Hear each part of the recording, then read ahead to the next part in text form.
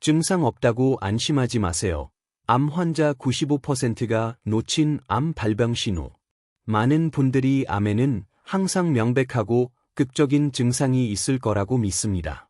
폐암이면 피를 토하고, 직장암이면 피똥을 쌀 거라고 생각하죠. 췌장암이면 황달이 생길 거라고. 하지만 말씀드리자면 그건 대체로 오해입니다. 안녕하세요. 저는 이양석 암 전문의입니다. 저는 15년 전쯤 한국에서 최초로 암 전문 병원을 설립한 1세대 암 전문의 중 한 명입니다. 암 환자들을 만나보면 한 분 한 분이 모두 깊고 감동적인 개인적인 이야기, 마치 인간극장 같은 삶을 가지고 계십니다. 저를 찾아오시는 분들이 가장 많이 한탄하시거나 궁금해하시는 것 중 하나는 자신은 정말 아무런 증상도 없었다는 것입니다. 그들은 이렇게 말하곤 하죠. 작년에 종합건강검진을 받았는데 200만 원이나 들여서 그때는 모든 게 완벽하게 괜찮았어. 그런데 불과 1년 만에 말기 이암 진단을 받았어요. 그들은 정말 건강했다고 믿었던 거죠. 병원 문턱도 밟아본 적 없고 감기에도 거의 안 걸리고 운동도 꾸준히 했다고. 그러다 갑자기 암이 찾아온 겁니다. 종종 여기서부터 분노와 혼란이 시작됩니다. 많은 사람들이 모든 병에는 명확한 전조 증상과 자각 증상이 있을 것이라는 믿음을 가지고 있습니다. 특히 암은 정말 무시무시한 증상을 동반할 거라고 상상하죠. 폐암이면 피를 토하고, 직장암이면 피똥을 싸고, 췌장암이면 황달이 생긴다고. 하지만 말씀드리자면 그건 대체로 오해입니다. 암 진단의 95% 이상은 정기 건강검진 중에 우란이 발견됩니다. 네, 95% 이상이 검진에서 발견된다고 제가 말씀드리는 겁니다. 그리고 바로 이 지점 때문에 환자들은 화가 납니다. 배신감을 느끼는 거죠. 처음에는 이게 무슨 돌팔이 같은 소리야? 뭔가 잘못됐어. 다른 병원으로 가봐야지 라고 생각할 수도 있습니다. 그런데 두 번째 병원에서도 같은 진단이 나오면 이 동네 의사들은 다 돌팔이 아니야 라고 결론 내릴 수도 있죠. 하지만 결국 세 번째 병원을 방문하고 나면 어쩌면 정말 암이 맞을 수도 있겠구나 하고 깨닫기 시작합니다. 제가 암 환자들에게 항상 드리는 말씀은 증상과 질병 자체는 직접적인 상관관계가 없는 경우가 많다는 겁니다. 증상이 명확하게 나타날 때는 이미 상당히 진행된 경우가 많습니다. 여러분 자신도 아무런 자각 증상 없이 암 진단을 받으셨잖습니까? 증상은 보통 장기의 기능이 심각하게 손상되었을 때 나타납니다. 예를 들어 간암 환자요. 나는 피검사도 깨끗하고 아픈 곳도 없고 항상 피검사 결과는 좋다고 했어요. 그런데 암이래요. 아프지도 않은데 정말 암이 맞나요? 예, 통증이 없는지 제가 설명해 드릴게요. 간 조직 자체에는 통증을 느끼는 신경세포가 없습니다. 그래서 간 한가운데 암 덩어리가 자라고 있다면 아무리 커져도 통증을 느끼지 못합니다. 하지만 불행하게도 처음부터 간 가장자리에 생겼거나 가운데 있던 종양이 커져서 가장자리까지 퍼지면 간을 둘러싸고 있는 얇은 피막, 즉 막 같은 것이 늘어나게 됩니다. 바로 이 압력과 늘어남이 통증을 유발하는 거죠. 피검사도 마찬가지입니다. 1cm짜리 종양이 있다고 해서 간 효소 수치에 이상이 생길까요? 전혀 아닙니다. 정상적인 간세포가 30% 이상만 남아 있어도 일반적인 간 피검사는 정상으로 나옵니다. 어떤 환자들은 이가 종양으로 거의 80%가 막혀서 음식물이 내려가기 어려운데도 단순히 소화가 좀 안 좋네 라고만 생각하기도 합니다. 이런 분들이 실제로 있습니다. 이 암의 특정한 명백한 증상이 나타날 때쯤이면 병은 보통 아주 많이 진행된 상태입니다. 불과 2주 전에 30대 젊은 환자분이 오셨는데 내시경과 CT상으로는 이 뇌의 종양이 작아서 초기암이라고 판단하고 수술에 들어갔습니다. 그런데 배를 열어보니 복막에 좁쌀 같은 전이암이 광범위하게 퍼져 있었습니다. 복막 전이암은 작아서 CT 등으로는 종종 발견되지 않습니다. 개복해야만 보이죠. 이런 경우 의사는 개복 후 단순 봉합, 오펀 앤드 클로즈를 할 수밖에 없습니다. 즉, 열어보고 나서 아무것도 제거하지 않고 다시 닫는 겁니다. 제가 이 환자의 모든 혈액 검사를 해봤는데 이암 관련 종양 표지자까지 포함해서 모든 수치가 완벽하게 정상이었습니다. 이처럼 어떤 장기든 췌장이든 대장이든 이든 특정하고 뚜렷한 증상이 나타나려면 해당 장기가 심각하게 손상되어야 합니다. 이는 매우 드문 시나리오로 아마 1~2% 정도의 경우에서 암이 광범위하게 진행되어 합병증을 유발할 때 발생합니다. 흔한 예로 주변 사람들이 눈이 노랗고 온몸이 노랗다고 말해서 응급실에 가면 황달 진단을 받는 경우입니다. 물론 황달에는 다른 여러 원인이 있을 수 있지만 이때 담도암이나 췌장암으로 진단받는 사람들도 있습니다. 또 다른 예는 혈변입니다. 젊은 남성들은 피곤하거나 술을 많이 마실 때 항문이 찢어지거나 치질, 취할 등으로 피가 나는 경우가 대부분입니다. 하지만 혈변을 보고 응급실에 갔는데 직장암 진단이 내려진다면 그 암은 이미 매우 진행된 상태일 가능성이 높습니다. 요컨대 암에 대한 특정한 증상은 질병이 상당히 진행되기 전까지는 나타나지 않는다는 것입니다.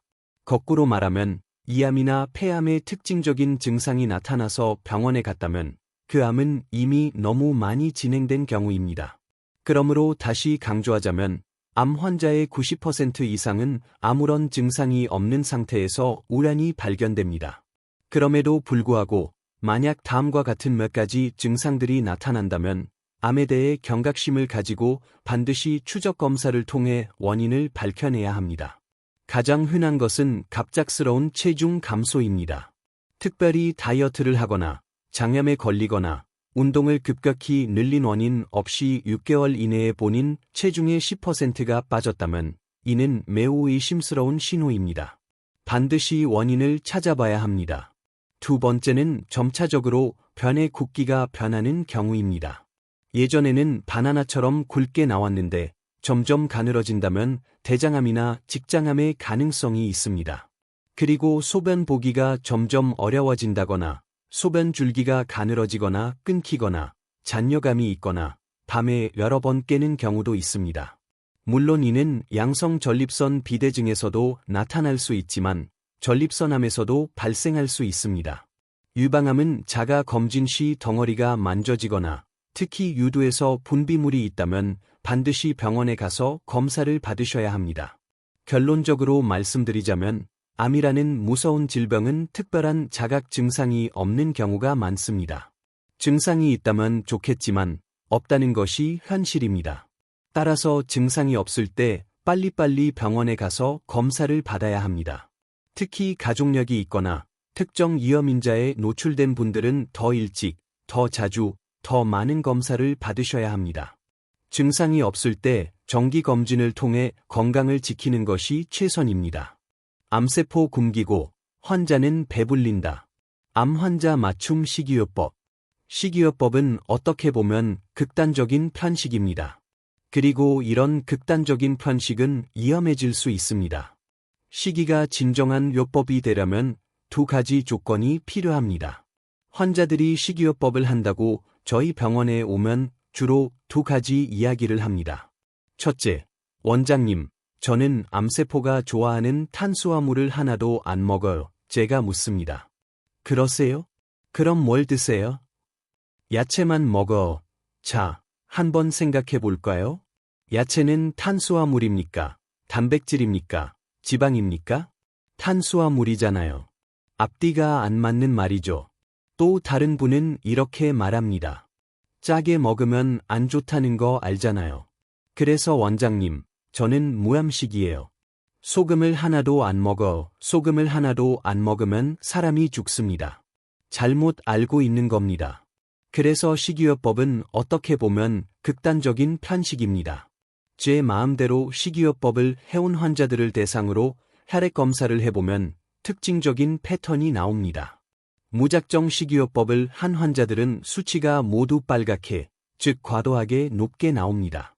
정상 수치가 10에서 20인데 100이 나오고 50에서 100인데 200이 나오는 시기죠. 반면 나름대로 엄격한 식이요법을 해온 사람들은 수치가 모두 떨어져 있습니다. 질병은 치료될 수 있을지 몰라도 몸 전체가 망가지고 있는 겁니다. 질병 치료를 목적으로 건강식이 아닌 치료식을 하는 사람은 반드시 전문가의 조언을 따라야 하고 주기적으로 검사를 받아 모니터링해야 합니다. 많은 분들이 식이요법에 관심이 많으신데 식이가 요법이 되려면 두 가지 조건이 필요합니다. 하나는 어느 정도의 양이 되어야 하고 다른 하나는 어느 정도의 기간이 되어야 합니다. 좋은 음식을 한 번 먹었다고 약처럼 효과가 바로 나타나지는 않죠. 복수가 차서 배가 남산만한데 식이요법을 해달라고 오는 분들도 있습니다. 그래서 제가 하루에 음식을 얼마나 드세요? 라고 물으면 보통 그런 분들은 하루 종일 커피잔으로 한 잔 정도밖에 못 먹습니다.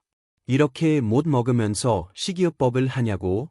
당신은 식이요법을 할 때가 아니라 당장 응급실에 가서 복수를 조절해야만 무언가 할 수 있습니다.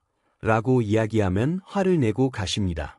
아니, 식이요법 해준다고 해서 왔더니 다른 의사들하고 똑같은 소리 한다고 막 그러세요. 그런데 문제는 혼자 식이요법을 하는 분들은 이걸 알고 있습니다. 아, 채식을 해야 해. 그래서 채식만 하는데 그 양을 잡식할 때만큼만 먹습니다. 예를 들어 야채가 이만큼 있다고 해도 그걸 나물로 만들면 요만큼밖에 안 되죠. 볶으면 더 줄어듭니다. 샐러드로 생으로 먹으려면 정말 이만큼을 하루에 다 먹어야 합니다. 그런데 이것저것 다 먹을 때처럼 요만큼만 먹으니까 칼로리가 낮아져 소식을 하게 되고 몸의 독소는 다 빠지고 피로도 없어지고 피부도 좋아지는 등 다 좋아지는 듯 보이지만 이걸 너무 장기간 하게 되면 모든 영양소 결핍으로 나타납니다. 혈액 검사를 해보면 모든 수치가 정상 미만으로 떨어져 있습니다. 정통의학을 하는 의사들은 이런 피검사 결과를 본 적이 없습니다. 다 수치가 높아서 온 환자만 보지 낮아서 온 사람을 못 본단 말이에요. 그래서 해석이 안 되는 겁니다. 그러면서 피검사 좋습니다. 이러고 보냅니다.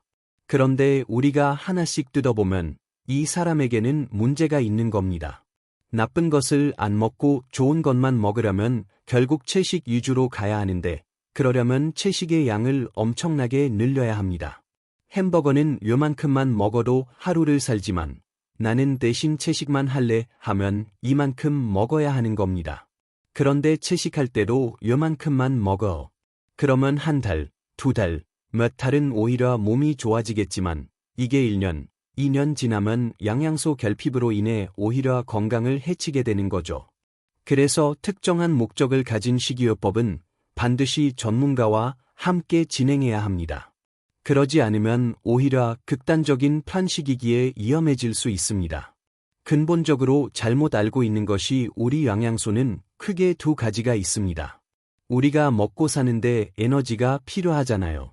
에너지가 있어야 체온도 유지하고 눈도 빛나고 근육도 움직입니다.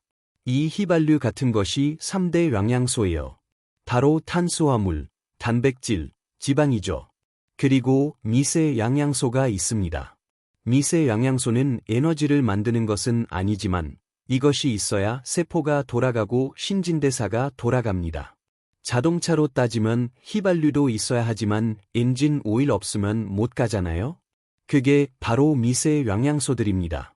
다양한 비타민, 미네랄, 호르몬, 파이토케미컬 같은 것들이요. 그런데 우리 일반인들이 중요하게 생각하는 것은 탄수화물, 단백질, 지방입니다. 대학교에서도 중요하게 생각하는 것도 탄수화물, 단백질, 지방입니다. 저도 의사지만 제 때만 해도 영양학에 대해서 한 시간도 배운 적이 없어요. 그냥 골고루 잘 먹으면 되는 줄 아는 거죠. 외국 의사들은 메디시널 푸드, 머디서넬 푸드라고 해서 치료적 음식에 대해 교육받습니다. 당뇨 환자가 왔다. 제일 먼저 뭘 해야 할까요?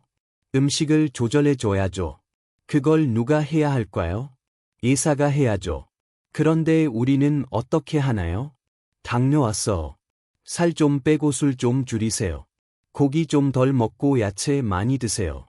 6개월 후에 봅시다. 이게 다예요. 질병을 치료하는 식이요법을 한마디로 말하라면 암이든 당뇨든 뭐든 소식입니다. 소식이에요. 여러분 보세요. 우리 강아지들을 보면 존재 이유가 먹는 겁니다. 존재가 먹는 건데 얘들이 아프잖아요? 그럼 안 먹어. 억지로 먹이려 하면 죽습니다. 나름대로 치유하는 법을 아는 거예요. 본능적으로 아플 때는 먹는 것을 줄이면서 스스로의 치유 능력을 극대화시키는 겁니다. 한마디로 말하면 소식. 그런데 소식을 하루 이틀, 한두 달은 좋지만 몇 년씩 소식하면 안 되잖아요. 또 항암하는 사람이 소식하면 안 되잖아요. 그래서 반드시 모니터링해 가면서 해야 합니다. 일단 나쁜 것을 안 먹는 것이 우선입니다. 최소한 병 주고 약 주면 안 되잖아요. 두 번째는 좋은 것을 먹어야겠죠. 그럼 나쁜 게 뭐냐? 암을 먹여 살리는 거, 암을 키우는 성장 호르몬을 먹는 거, 이게 바로 나쁜 탄수화물입니다. 우리가 PTSD 찍을 때 포도당을 주사하면 암세포로 다 가잖아요? 암이 제일 좋아하는 겁니다. 포도당을 다 먹고 성장하죠. 그렇게 하면 순간적으로 혈당이 올라가니까 암세포로만 다 가기도 하지만 그 암세포를 성장시키는 IGF-1, 인슐린 유사 성장인자 -1, 이 피 속에 올라가니까 암세포가 무럭무럭 자라겠죠. 그건 하지 말자는 겁니다. 이 나쁜 탄수화물. 그게 뭐냐? 그게 다 맛있는 겁니다. 그리고 또 하나는 불난 집에 부채질하면 안 되잖아요? 발암물질, 독소 이런 거 먹으면 안 됩니다. 특히 동물성 지방을 요리한 거, 세계암연구기금, WCRF에서는 동물성 음식을 가공한 걸 있잖아요? 베이컨, 햄, 소시지 같은 것은 1군 발암 물질입니다. 그리고 붉은 고기, 즉 소고기, 돼지고기, 양고기는 2군 발암 물질입니다. 음식 피라미드가 있잖아요? 제일 밑에 있는 게 뭐냐? 최소한 하루에 5접시 이상 먹어라. 이게 바로 신선한 야채입니다. 제일 꼭대기. 일주일에 2번 또는 1번 먹어라. 먹지 말라는 얘기잖아요. 그게 바로 붉은 고기입니다. 그런데 내가 지금 질병을 치료하는 사람인데, 당뇨 환자인데, 고혈압 환자인데, 암 환자인데 탄수화물 먹고 베이컨 먹고 뭐 이런 거 먹으면 되겠어? 가장 좋은 음식은 뭐냐? 집밥이라. 집에서 먹는 음식입니다. 암 환자 보호자들이 이상하게도 대부분 다 병이 있습니다. 고혈압, 당뇨, 고지혈증, 비만 등 다 있어. 가족이 병을 공유하는 것은 유전자를 공유해서 가족력이 있기도 하지만 생활 습관을 공유하기 때문에 병이 공유되는 거거든요. 똑같이 운동 안 하고 똑같이 나쁜 거 먹어보니까요. 식이요법은 가족이 같이 하잖아요. 암 환자 때문에 할 수 없이 가족들도 맛없는 거 먹어. 그러면 가족들은 금방 좋아집니다. 고혈압, 당뇨는 금방 좋아져요. 암은 오래 갑니다. 병의 경도에 따라서 5년이 지나서 재발만 막는 경우에는 30% 정도는 좀 자유롭게 드세요 라고 말씀드릴 수 있습니다. 암을 이긴 사람들만 아는 암 치료 루틴. 하지만 환자들이 자주 묻는 질문은 원장님, 이거 수술 안 하고 나을 수는 없을까요? 또는 항암하면 면역세포 다 망가져서 안 되는 거 아닙니까? 와 같은 것들입니다. 많은 사람들이 모르는 것이 뭐냐면 수술도 앞으로 계속할 수 있고 재발하면 또 하고 방사선도 그렇고 항암도 계속 약을 바꿔가며 받을 수 있다고 암 환자의 90% 이상이 이렇게 잘못 알고 있다는 겁니다. 우리 병원에 저를 찾아오는 환자의 99%는 아니 전부 다는 그나마 이 수술, 항암, 방사선 세 가지를 다 할 수 있는 사람이 한 명도 없습니다. 진단받고 당황하고 화가 나고 이런 걸 다 겪은 분들이 이제 오십니다. 이렇게 말씀하세요. 제가 수술 날짜를 잡아놨는데 원장님, 그거 수술 안 하면 안 될까요? 수술 안 하고 나을 수는 없을까요? 또는 수술은 잘 됐는데 항암하자는데 혹은 수술을 못하니까 항암하자는데 이거 항암하면 면역세포 다 망가져서 안 되는 거 아닙니까? 이런 질문들을 많이 하시죠. 그러면 제가 이렇게 말합니다. 암을 우리가 정통의학으로 치료한 역사가 얼마 안 됩니다. 수술이나 항암, 방사선이 체계적으로 자리 잡은 게 80년대 이후입니다. 특히 2000년 이후가 되면서 급속도로 발전했기 때문에 이 역사가 한 40년 정도밖에 안 되므로 아직 부족한 부분이 많습니다.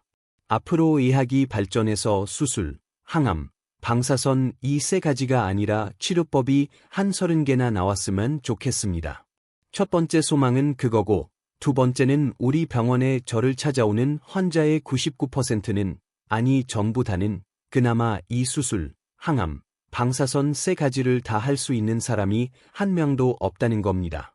그래서 저는 이렇게 말합니다. 당신이 수술할 수 있으면 로또입니다. 항암 치료를 받을 수 있으면 그것도 로또입니다. 방사선 치료가 되는 부위면 그것도 로또입니다. 왜냐하면 수술은 처음부터 전이가 갔으면 대부분은 하지 않습니다. 예외는 있습니다. 대장암이 간으로 전이되면 대장 일부를 자르고 간 일부를 자르는 경우가 있는데 그것은 완화적인 목표의 수술이지 치료적 목표의 수술이 아닙니다. 대부분 사기암은 수술을 하지 않습니다. 많은 사람들이 모르는 것이 뭐냐면 수술도 앞으로 계속할 수 있고 재발하면 또 하고 방사선도 그렇고 항암도 계속 약을 바꿔가며 받을 수 있다고 암 환자의 90% 이상이 이렇게 잘못 알고 있다는 겁니다. 항암 치료제가 없는 암도 많습니다. 사람들은 항암제가 철철 넘치는지 알아요. 간암은 확실한 항암제가 없습니다. 또 두경부암도 확실한 항암제가 없습니다. 비뇨기과 쪽 암은 거의 다 확실한 항암제가 아직 없습니다. 그리고 있다 하더라도 나중에 계속 쓰다가 내성이 오잖아요? 그러면 2번, 3번 정도 약을 바꾸면 그다음부터는 약이 없을 가능성이 많습니다. 그러면 현재 임상시험 중인 약을 시도하는 경우가 많습니다. 또 방사선 치료도 누구나 할 수 있는 게 아닙니다. 흉부, 가슴 부위는 합니다. 폐암, 식도암, 유방암은 가능합니다. 그러나 복부나 골반은 처음부터 못하는 경우가 많습니다. 대장암, 소장암, 자궁암, 난소암 등 내 아는 사람은 했던데 하는 경우는 아주 예외적인 경우에만 합니다. 그리고 만약 이번에 방사선 치료를 했다 하더라도 한 번 치료한 부위는 2에서 3년 후에 재발했다고 또 할 수가 없습니다. 그러니까 뭐예요? 수술은 딱 한 번의 기회. 항암제는 없는 암도 많고 있다 하더라도 2-3번 바꾸면 더 이상 약이 없어집니다. 방사선은 처음부터 못하는 부위가 많고 할 수 있는 부위라도 한 번 하면 또 못합니다. 그러니까 이 세 가지는 무조건 당신이 할 수 있다면 하고 시작해야 합니다. 그리고 그 다음에는 식이요법이 되었든 보완요법이 되었든 대체약이 되었든 잘한 치료가 되었든 이런 노력을 겸비해야 합니다. 제가 환자들에게 예를 많이 드는 것이 있습니다. 만약 적군이 탱크 몰고 대포 쏘고 미사일 쏘며 내려오는 상황이라고 합시다. 암이 처음 발견됐을 때 그런 상태잖아요? 그러면 우리도 뭘 해야 할까요? 미사일로 대응해야 합니다. 공군의 도움을 받아 요격해야 합니다. 그런데 아니야. 그렇게 하면 우리 땅이 다 초토화돼. 우리 몸의 면역세포 다 망가져. 나는 창하고 칼로만 싸울래 이러면 백전백패입니다. 어떻게 해야 하느냐? 우리도 미사일 쏘고 대공포 쏘고 비행기에서 공습해서 일단 적군을 물리쳐야 합니다. 그럼 뭐예요? 그 물리친 자리에 우리 몸이 황폐해져 있겠죠. 그러면 국토 재건 사업을 하는 겁니다. 우리 신체 재건 사업을 해서 해독 치료도 하고 항산화 치료도 하고 면역 치료도 해서 건강하게 만드는 겁니다. 우리가 암과 싸울 수 있는 무기들, 여러 가지 면역체계, 식이요법, 운동, 스트레스 해소 같은 것들을 장착해 놓는 겁니다. 그 다음에 적군이 다시 내려오면 백발백중 이길 수 있는 거죠. 이러한 현명한 지혜가 필요하지, 처음부터 그냥 나는 잘한 치료만 할래, 수술 안 할래 하는 것은 바람직하지 않은 치료라고 좀 생각합니다. 이렇게 전체적으로 하는 것을 우리는 통합의학이라고 하죠. 그런데 통합의학을 서구에서는 또 남미라든지 일본에서는 우리보다 훨씬 먼저 좀 더 체계적으로 제도권 내에서 많이 하고 있습니다. 그래서 많은 사람들이 알고 있는데 우리나라는 수술, 항암, 방사선이라고 하는 정통 의학을 이주로 해오다가 이런 보완 대체 의학을 시작한 것이 아마 제가 암 환자를 보기 시작한 그때부터였지 않을까 생각합니다. 그래서 앞으로도 좀 더 정통 의학적으로도 치료 방법이 많이 나오고 또 보완 대체약도 좀 더 발전을 하고 또 이걸 통합할 수 있는 사회적 시스템이 나와야만 암 환자의 올바른 치료 로드맵이 결정되지 않을까 그렇게 생각합니다. 암 치료 생존율의 함정. 통계는 자기한테는 0 아니면 0입니다. 즉, 개개인에게는 0% 아니면 100%죠. 갑상선암 같은 경우는 워낙 예후가 좋기 때문에 보통 10년 생존율을 따집니다. 10년 생존율이 60에서 70%라고 하면 누구나 10년 후에는 어떻게 될지 모르기 때문에 그냥 암이 없는 것과 똑같다고 생각할 수 있지만 여기에도 함정이 있습니다. 갑상선암은 거북이암, 느리게 진행되는 암이긴 하지만 아직까지 확실한 항암제나 확실한 방사선 치료제가 없기 때문에 수술밖에 없다는 겁니다. 그때 수술만 했으면 자기의 천수를 누릴 수 있었는데 아이고 이건 뭐 암도 아니래, 미세암이래. 그래서 계속 수술을 미루다가 뼈에 전이 갔다 하면 수술도 못하고 아무것도 못합니다. 또 미분화 갑상선암은 예후가 안 좋습니다. 분화 갑상선암은 예후가 좋지만 수술 안 하고 내버려 두다 보면 다시 돌연변이를 일으켜서 역형성암이 될 수 있습니다. 이건 1년 안에 사망에 이릅니다. 이건 생명이 왔다 갔다 하는 거잖아요. 그래서 암에 대한 정보는 뭔가 책임질 수 있는 사람이 정확하게 줘야지, 어떻게 보면 환자들을 잘못된 길로 인도할 수 있고 이 사람들이 좋은 기회를 가질 수 있는 찬스를 놓치게 할 수 있습니다. 통계를 어떻게 내냐면 가장 많은 게 5년 생존율입니다. 제가 처음 암 병원을 했을 때는 우리나라 모든 암의 평균 5년 생존율이 50%가 안 됐습니다. 지금은 60% 이상 넘어갔습니다. 그러나 구체적으로 들어가 보면 예를 들어 갑상선암이라든지 유방암은 5년 생존율이 거의 다 살잖아요. 그런데 작년 10월인가 모 대학병원 췌장암 심포지엄에 갔는데 10년 전이나 15년 전이나 지금이나 췌장암은 치료 성적이 바뀌지 않았습니다. 췌장암은 진단받고 수술할 수 있는 사람, 즉 아주 행운아도 10에서 20%밖에 안 됩니다. 10명 중에 9명은 수술 못합니다. 왜냐하면 진단이 잘 안 되기 때문입니다. 그런데 또 문제가 뭐냐면 수술한 사람의 80%가 3년 안에 재발한다는 얘기예요. 그런데 그게 10년 전이나 지금이나 바뀌지 않았습니다.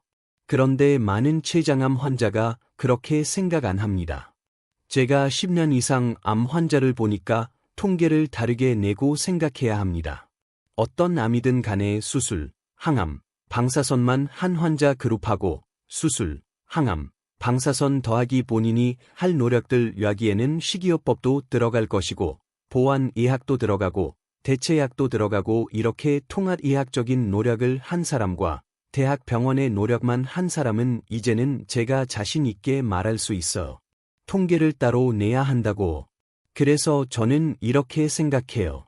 아유, 뭐 수술 잘 됐어.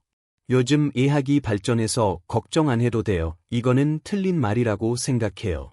대신 암을 진단받은 처음부터 정확한 정보를 가지고 제대로 된 치료를 하는 거죠. 그래서 뭐 어떤 사람은 수술 안 하고 암을 낫겠다, 이런 말 절대 믿지 마세요. 수술하고 암을 낳을 수 있도록 하시고 식이 아무나 잘 먹게 돼, 이거 믿지 마시고 암 치료에 도움되는 식이를 하시고 이런 식으로 체계적으로 과학적으로 노력을 하신다면 우리가 알고 있는 암의 공포로부터 벗어날 수 있고 제 15년의 경험에 의하면 수술, 방사선만 한 사람에 비해서 수술, 방사선, 항암도 하고 그리고 식이요법도 하고 보완의학도 하고 대체약도 하고 이런 통합의학을 한 사람은 우리가 생각하는 그 절망적인 암의 숲에서 벗어날 수 있고 흔히 이런 말 하잖아요. Living with cancer, 그렇죠? 암이 있지만 조절하면서 얼마든지 고혈압, 당뇨처럼 살아갈 수 있다는 거하고 without disease, 암은 있지만 내가 병은 없어. 고혈압이 있지만 내가 환자는 아니잖아요. 그렇죠? 그런 식으로 다소 조금 불편하지만 노력하며 관리해 간다면 암이라는 병이 결코 넘지 못할 병은 아닙니다. 정확한 지식을 가지고 본인이 할 수 있는 노력들을 체크리스트를 만드셔야 돼요. 그래서 그거를 꾸준히 해 나가시면 덤도 있습니다. 우리 병원 환자 중에서 암 전에 심장질환, 고혈압, 당뇨, 고지혈증 있던 사람 있잖아요.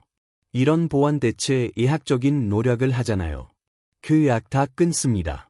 그래서 암이라는 것이 반드시 인생을 절망적으로만 바꾸는 것이 아니고 그 이면에 있는 빛의 세계로 인도할 수 있는 그런 기회가 되는 거를 저는 너무 많이 봤어요.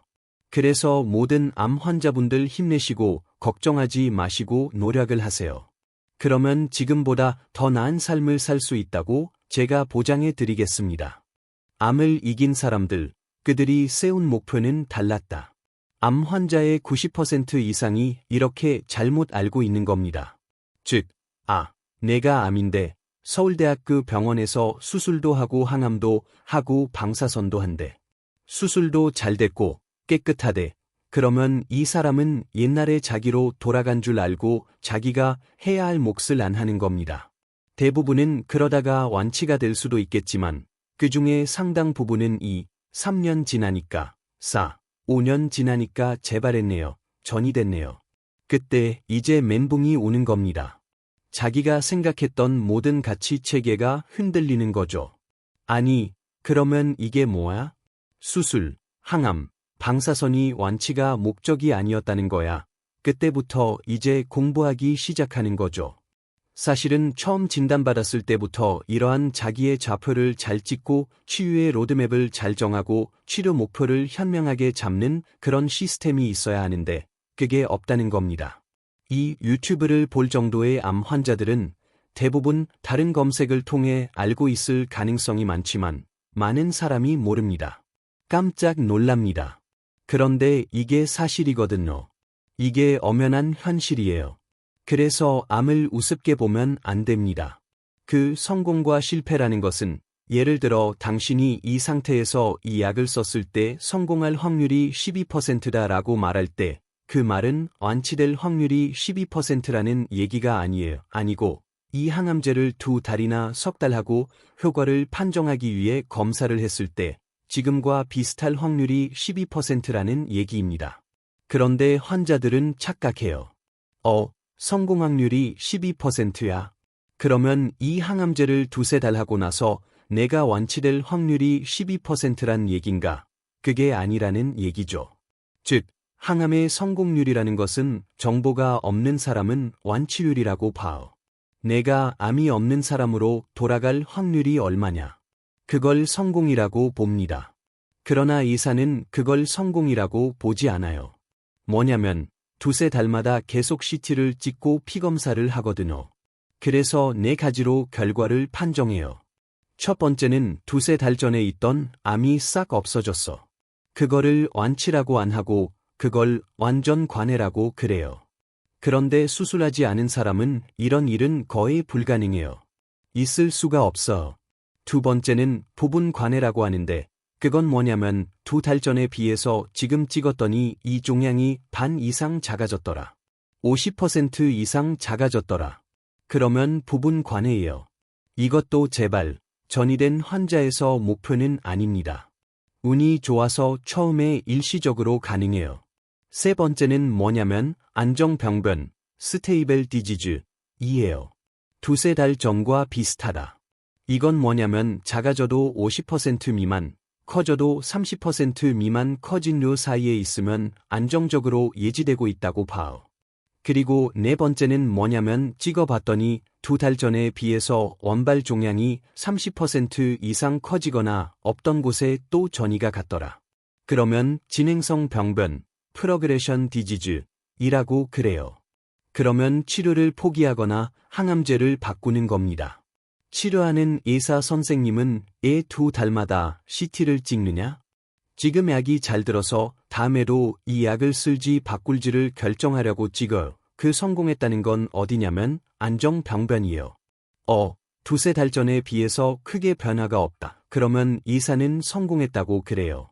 근데 환자는 입이 이만하게 나와. 이건 뭐야? 이거 뭐 아직도 암이 안 나았어. 환자들이 말하는 성공이란 완치란 얘기죠. 그야말로 암이 없는 상태로 돌아가는 걸 자꾸 생각하는데 이렇게 치료하는 사람과 치료받는 사람의 치료 목표가 다르면 나중에는 충돌을 하게 되죠. 그래서 치료 목표를 현명하게 잡는 것도 굉장히 중요합니다. 왜냐하면 아무것도 모르고 항암하고 2달마다 CT 찍으면 완치됐나 그러다가 나중에는 몇 번 하면 화가 나서 안 해요. 이거 뭐야? 이렇게 힘든데 이거 안 나. 나 아무렇지도 않은데 이러면 안 된다는 얘기죠. 항암이 수술이 완벽하게 됐는데 혹시라도 남아있는 게 있을지 몰라서 4번, 5번, 6번 정도에서 혹시 남아있는 것을 한 70에서 80% 더 줄여서 재발 확률을 낮추자. 이건 의미가 있죠. 또 예를 들어서 그 수술을 못하지만 지금 암세포가 굉장히 빨리 번식하는 단계이기 때문에 항암으로 일단 그 속도를 줄여놔야지만 다른 노력을 할 수 있는 시간을 벌 수 있다. 이것도 의미가 있죠. 또 증상 조절을 위한 완화적인 항암. 예를 들어서 이암인데 종양이 꽉 입구를 막아서 음식물도 못 넘긴다 그러면 항암을 해서라도 조금 줄여서 음식을 먹게끔 하는 이런 건 의미가 있죠. 많은 사람들이 고민을 하는데 저는 그렇게 해요. 의미가 있는 항암이다 그러면 하시는 걸 권유해요. 그런데 그걸 하면서 또 두려운 게 있잖아요. 항암의 부작용, 또 면역세포가 파괴되는 거, 항암 부작용에 대한 완화 치료를 해주고 또 면역력을 회복할 수 있는 해독 치료와 면역 치료를 같이 겸비하면서 해라. 이건 꼭 해야 할 필요가 있는 항암이다. 당뇨 환자의 치료 목표가 당이 없어지는 사람으로 가는 게 아니라 식이 조절하고 인슐린 맞으면서 합병증이나 부작용이 없이 6개월 전과 똑같은 사람으로 생활해 나가는 게 목표잖아요. 그래서 암도 마찬가지예요. 그래서 암을 컨트롤하면서 조절하면서 일상생활을 해 나가는 게 목표이지 암이 없던 옛날의 나로 돌아가는 건 목표가 아닙니다. 지친 순간 힘이 됐던 암 투병 정보들. 암 투병을 하면서 많이 힘들어하는 것이 처음에는 마음이 무너지는 겁니다. 그러면서 그 와중에도 사람은 또 새로운 희망을 하나씩 잡아갑니다. 잡아보고 또 주위 사람들이 또 지지해주고 그러면 사람들하고 있을 때는 또 뭔가 긍정적인 힘을 얻지만 또 혼자 있을 때는 여전히 불안함이 있고 그래서 대부분 숙면을 못 취하시죠. 그러다가 장기적으로 수술, 항암, 방사선 치료가 누적되면 이제 몸이 지쳐가기 시작하는 거죠. 그러다 보면 몸과 마음이 같이 힘들어지니까 그러면서 모든 관계도 처음과 다르게 바뀌게 되고 그런 고립감, 그런 두려움, 그리고 불안함 그런 것들이 환자를 많이 괴롭히죠. 육체적으로는 그거죠. 치료에 의한 합병증이나 부작용, 그게 처음 나타나겠죠. 항암 부작용, 수술 후유증, 방사선 후유증 이런 게 나타나다가 만약 계속 시간이 쭉 장기간 이런 치료를 해 나간다면 그때는 암 자체에 의한 질병 자체에 의한 합병증이나 후유증, 암성 통증이라든지 못 먹는 악액질이라든지 이런 것들이 이제 육체적인 고통이 따라오게 되죠. 현명하게 대처해야 합니다. 예를 들자면 이것이 항암에 의한 부작용이야.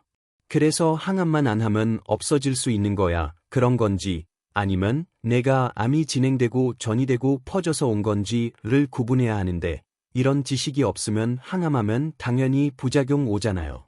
가장 많은 게 손발 저림 같은 겁니다. 전신 근육통이 온다든지 열이 난다든지 피 검사하면 면역세포 떨어졌다든지 이러면 많은 환자들이 아이고 내가 이제 때가 됐구나. 내가 이제 몸이 나빠졌구나. 병이 깊어졌구나 이렇게 생각하는데 그거는 그게 아니고 오로지 이 약에 의한 부작용입니다. 그래서 언젠가 이 약을 끊으면 없어져요. 그러면 환자들이 이제 희망을 갖는 거죠.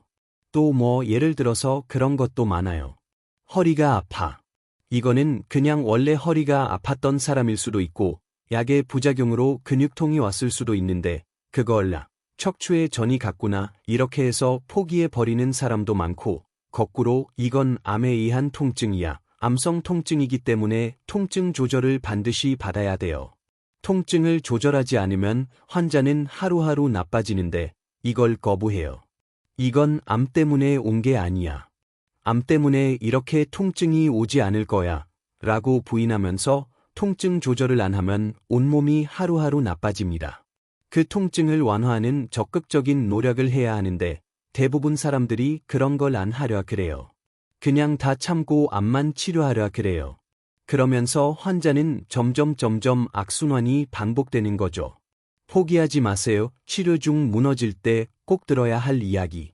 물론 이제 수술을 못한 분은 일단 조금 불리한 입장에서 출발하죠.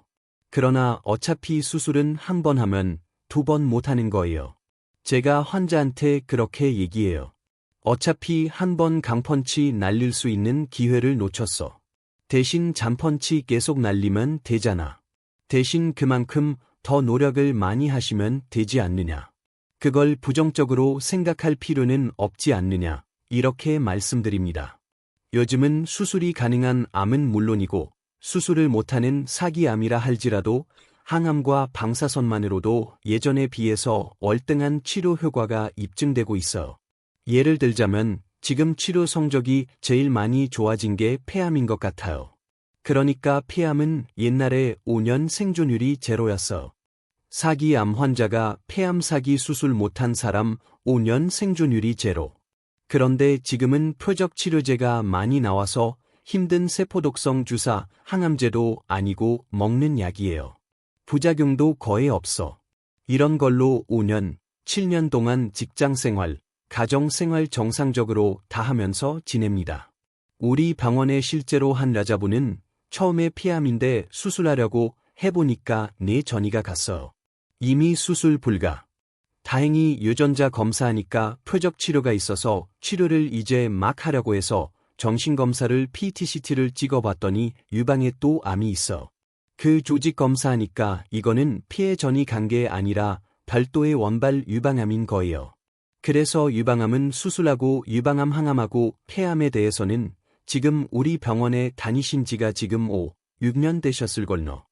지금 그 표적 치료제 매일 하나씩 드시면서 이분 또 사업도 하세요. 옛날 같으면 폐암 수술 못한다 그러면 다 뭐 포기했잖아요. 그런데 지금은 그럴 필요 없습니다. 걱정은 하지 말고 막 걱정만 한다고 되는 건 아니잖아요. 걱정하지 말고 노력을 해야 하는데 노력을 하려면 정확한 정보가 있어야 된다고 생각해요. 진단받고 이제 내가 어떻게 앞으로 계획을 짜야 되나 정신이 없는 상태죠. 지금 온 가족이 멘붕 상태인데 이제 그럼 제가 그래요. 일단 내가 당신을 도와줄 수 있는 거는 뭐냐면 당신의 좌표를 내가 찍어주는 거라. 당신이 불안한 이유가 뭐냐면은 눈을 감고 있어서 그렇다. 내가 지금 어디 있는지 모르기 때문에 불안한데 당신이 지금 어디 있는지를 볼 수 있게끔 객관적으로 찍어주겠다. 이분들은 정확한 정보를 줘서 본인이 치료를 앞으로 결정할 수 있도록 도움을 줘야 돼요. 그래서 그걸 찍어주고 그 다음에 수술은 어떤 의미고 항암은 어떤 의미고 방사선은 어떤 의미고 그리고 또 우리 병원에 가서 뭐 식이요법을 한다든지 보완의학을 한다든지 대체약은 어떤 건지 설명해 줄 테니까 이거를 다 복합적으로 참고해서 앞으로 당신의 치료의 방향을 잡아라. 왜냐하면 이건 장기적인 치료이기 때문에 좀 멀리 내다볼 수 있는 치유의 어떤 로드맵을 짤 수 있어야 된다. 이렇게 이야기를 많이 하죠.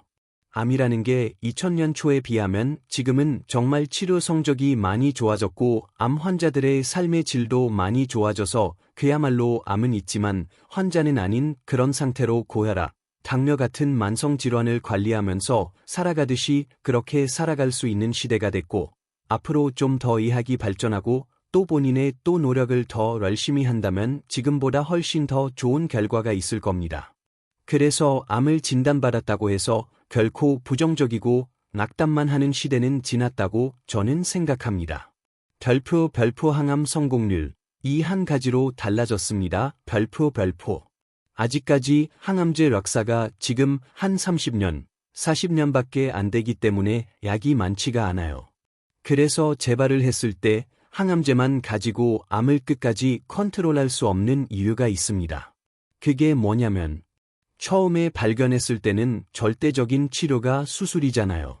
그런데 재발암은 절대적인 치료가 항암 치료예요. 그래서 재발한 사람은 이제 항암 치료밖에 없잖아요. 정통 의학적으로는. 그런데 문제가 항암제가 신통치 않은 암이 있다는 거죠. 예를 들자면 간암이라든지 전립선암이라든지 갑상선암이라든지 방광암이라든지 담도암이라든지 이런 것들은 아직까지 항암 치료 효과가 정말 캐시마크입니다. 물론 이제 재발에도 항암제가 많이 있어서 컨트롤할 수 있는 암은 괜찮은데 고혈압, 당뇨로 10년, 20년, 30년, 40년까지 노력만 잘하면 약을 먹어가면서 큰 문제 없이 지낼 수 있잖아요. 그런데 암은 그게 안 된다는 얘기죠. 항암제는 고혈압 약 같은 약이 아니에요. 부작용이 많기 때문에. 만약에 부작용이 없는 약, 지금 이제 표적 치료제를 먹는 걸로 하는 분들, 폐암이 치료 성공률이 높아진 게 처음에 발견했을 때 유전자 검사에서 맞는 표적 치료제가 있으면 수술을 못한 폐암 사기라 할지라도 매일 먹는 약으로 고혈압처럼 아무 문제 없이 부작용도 별로 없이 정상 생활 다 하신 분이 있어요. 그게 지금 폐암의 아주 획기적인 발전인데 그렇지 않은 대부분의 암은 이게 표준 항암 치료, 주사로 하는 걸 해야 되고 이건 부작용이 많기 때문에 매일 할 수가 없어. 한 달에 겨우 한두 번 이렇게 하는데 문제는 항암을 3주에 한 번, 2주에 한 번 하시는지 아세요? 항암 치료가 3주 동안 효과가 나서 하는 게 아니에요. 그게 워낙 독성이 강하기 때문에 항암 효과는 24시간을 넘어갈 수가 없죠. 그런데 이 정상세포까지 다 건드리니까 이 항암제는 정상세포인지 암세포인지 구분을 못해요. 그래서 암세포처럼 빨리빨리 분열하는 세포를 동시에 공격합니다. 그래서 그 대표적인 게 점막세포잖아요. 그래서 머리 빠지고 입안 헐고 설사하고 그런 거 아니에요. 그리고 매일매일 골수에서 피를 만들어야 되는데 못 만드니까 적혈구 떨어져서 수혈하고 백혈구 떨어져서 백혈구, 면역세포잖아요. 떨어져서 축진제 맞고 이렇게 하는 거잖아요. 3주에 한 번씩 항암을 했다. 항암 역할은 글쎄요. 24시간 이상 지속될 수가 없어요. 그렇게 되면 정상세포가 못 견디는 거죠. 그러니까 오늘 항암을 해서 암을 한 뭉텅이 죽여놨어. 그러면 정상세포도 한 뭉텅이 죽은 거예요. 그러니까 얘가 회복될 때까지 또 3주를 기다려야 돼요. 그때는 이제 암세포가 또 많이 자랄 걸 기다려야죠. 그 다음에 또 하고 이렇게 되는데. 그러면 이제 재발을 했을 때 항암제만 가지고 암을 끝까지 컨트롤할 수 없는 이유가 있어요. 그게 뭐냐면 정상 조직은 그 안에 있는 세포가 생리학적인, 생화학적인 모든 상태가 똑같아요. 예를 들면 정상 폐세포다, 정상 간세포다 그러면 거기에 있는 세포들은 모든 상태가 생리학적인, 생화학적인 상태가 동질성, 호모지니어스, 이에요. 그러기 때문에 우리가 컨트롤하기가 쉬워. 그런데 만약에 이게 간인데 여기에 간암이 생겼어. 만약에 1cm 종양이면 안에 10억 개 이상의 암세포가 있다 그랬잖아요. 그러면 얘들이 동질성이 아니에요. 이질성, 헤터러지니어스, 이에요. 같은 간에서 생긴 같은 간세포인데도 불구하고 얘의 생리학적인, 생화학적인 성격도 다르고 분화 속도도 다 다른 거예요. 그러니까 이걸 한 가지 방법으로 일목요연하게 우리가 컨트롤하기가 힘든 거예요. 만약에 그 암세포들의 성격을 색깔로 표현 한번 해볼게요. 1cm 간암 안에 예를 들어서 빨간 색깔을 가진 암세포가 노란 색깔이 있고 파란 색깔이 있고 초록색이 있다고 합시다. 그러면 어떤 약을 썼을 때 4가지 모든 성격의 간암세포에 다듬는 약은 아직 없잖아요. 그게 있으면 얼마나 좋겠어.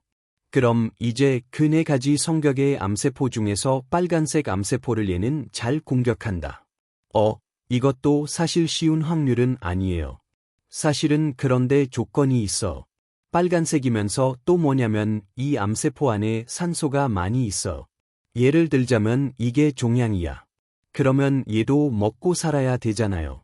그러면 혈관이 이렇게 들어가서 산소와 영양분을 공급해 주잖아요.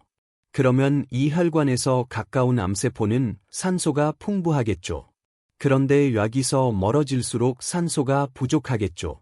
그래서 산소가 많아야 이 항암제가 공격하니까 가운데 있는 세포만 죽고 껍데기는 남아있는 경우, 그래서 CT를 찍었을 때 종양이 계란 껍데기처럼 테두리만 있고 속이 비어있는 것은 요거는 항암을 했는데 안에 겉만 죽이고 밖에 건 살아있구나, 이렇게 보시면 돼요.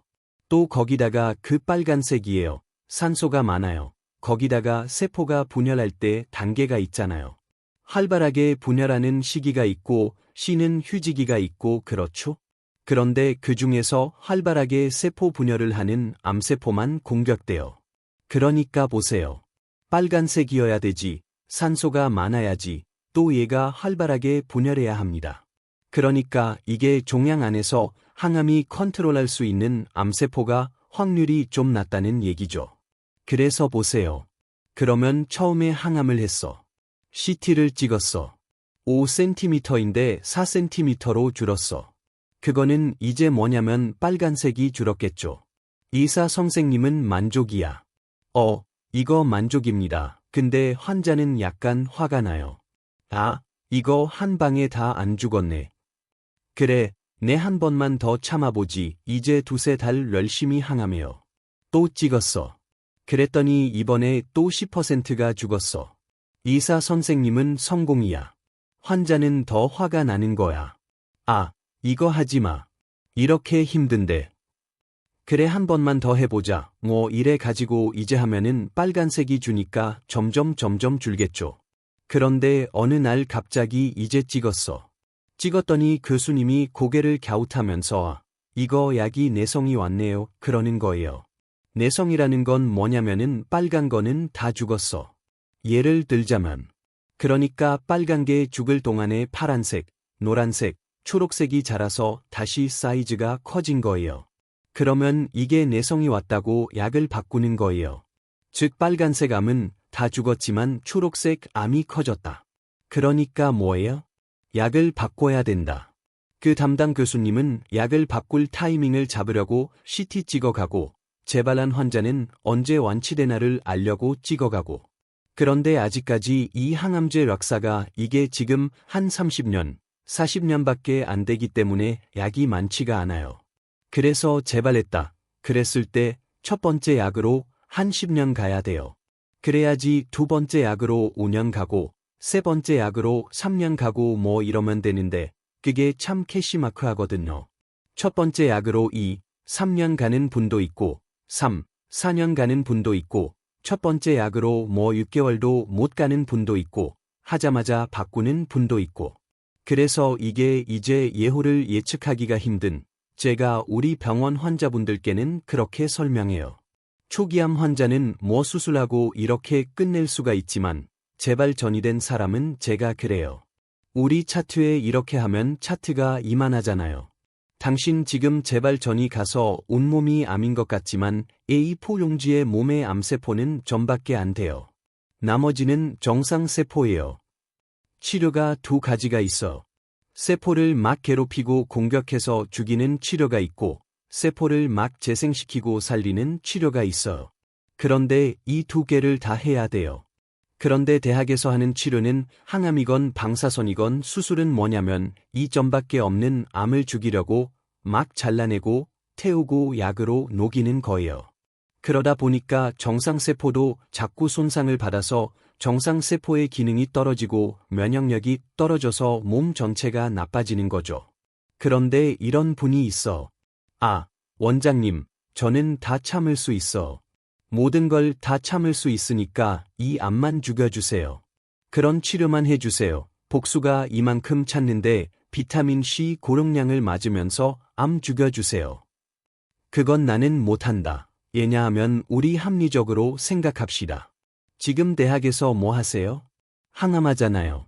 항암은 세포를 죽이는 치료입니까? 살리는 치료입니까? 죽이는 치료겠죠. 지금 막 대학에서 계속 2, 3주 간격으로 항암하는 사람은 반대 치료를 합니다. 세포를 살리는 치료를. 그렇죠? 그래야 밸런스가 맞죠. 만약에 이 암이라는 게 6개월이고 1년이고 그냥 딱 눈 감고 죽기 살기로 치료해서 끝을 볼 수 있는 치료 같으면 무조건 참으라 그러고 힘든 치료를 할 수 있을 거예요. 그런데 그게 아니잖아요.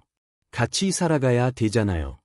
이 암을 죽이는 것도 두 가지 각도로 생각할 수 있어요.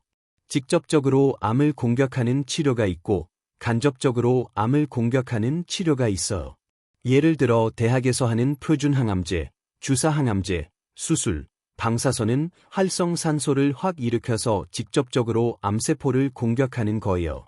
물론 그 강력한 미사일도 암을 100% 죽이지 못하기 때문에 재발도 하고 전이도 하는 거 아니겠어요? 요즘에 대학에서는 면역 관문 억제제라는 거 들어보셨죠? 키트루다, 옵디보 이런 지금 암 환자들 많이 아시잖아요. 그거는 뭐냐면 이렇게 생각하면 돼요. 쉽게 말하자면 이 암세포를 죽이는 면역세포가 있어, 우리 몸에. 그런데 이 면역세포를 죽이는 놈이 있어. 그래서 면역 관문 억제제는 면역세포를 죽이는 놈을 죽이는 거예요. 그래서 면역 관문 억제제가 면역세포를 죽이는 놈을 죽여서 면역세포를 활성화시켜서 얘가 간접적으로 암을 공격하게 하는 치료예요. 항암, 방사선은 활성산소를 확 일으켜서 암세포를 공격하는데 얘가 정상세포도 공격하잖아요. 그러니까 항산화 치료를 해서 빨리 정상세포를 원래대로 복구시켜야 되겠죠. 또 우리 보완대체약에서도 운동을 하거나 식이요법을 하거나 면역주사들을 맞으면 면역세포가 올라가잖아요. 그럼 얘가 간접적으로 암세포를 공격하잖아요. 그래서 균형 있는 치료를 해야 된다. 그러지 않으면 항암하다가 면역세포 자꾸 떨어지고 활성산소 쌓이면 대상포진 올 수 있고 폐렴 올 수 있고 폐혈증 올 수 있잖아요.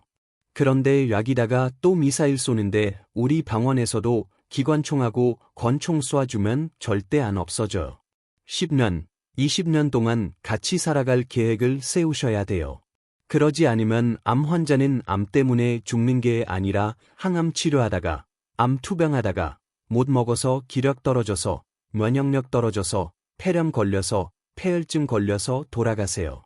그러면 항암을 오래 하기 위해서는 우리 몸의 토대를 마련해 나가야 돼요. 면역을 높일 수 있는, 그렇죠? 식이요법도 있고, 운동도 있고, 면역에 좋은 약재들도 있겠죠. 그런 치료를 해야 되겠죠. 그래야지 우리가 항암 효과도 높일 수 있고 오래 생존할 수 있고 암으로 인한 사망 확률도 줄일 수가 있는 거죠. 처음에 암 진단받고 또 고생하다가 또 재발했어. 또 두 번째 광야를 만난 거죠. 환자들 이야기예요. 해답이 없는 문제는 없다. 답이 없는 문제는 문제가 잘못됐다. 시험이라는 것은 우리가 감당할 수 있는 시험밖에 없다. 그렇게 이야기를 해요. 암은 꼭 완치돼서 옛날로 돌아가려고 하세요? 목표를 잘못 세우게 되면 치료를 제대로 할 수 없어. 그 당뇨랑 똑같아. 당뇨 내가 그 좋아하는 소주에 삼겹살도 안 먹고 진짜 운동하고 뛰고 맨날 약 먹고 하는데 좋았어. 잘 조절됐어. 그래서 한 10년이 됐어. 이제는 낫겠지? 그리고 약 안 먹고 삼겹살 먹잖아요. 바로 올라가요. 똑같습니다. 암이나 당뇨나 고혈압이나 본인이 living with cancer, 암과 같이 살아간다. cancer without disease, 내 몸에 암 있지만 나는 병이 없어. 즉 증상이 없다는 얘기예요. 그러면 생활 다 해가면서 다소 불편하지만 우리가 정상 생활 다 해갈 수 있잖아요. 그게 목표가 돼야죠. 암 환자가 끝까지 완주하시려면 면역력이 살아있어야 돼요. 그래야지 뭘 할 수가 있지. 그래서 면역력을 키우는데 본인이 모든 노력을 경주해야 합니다. 파이팅!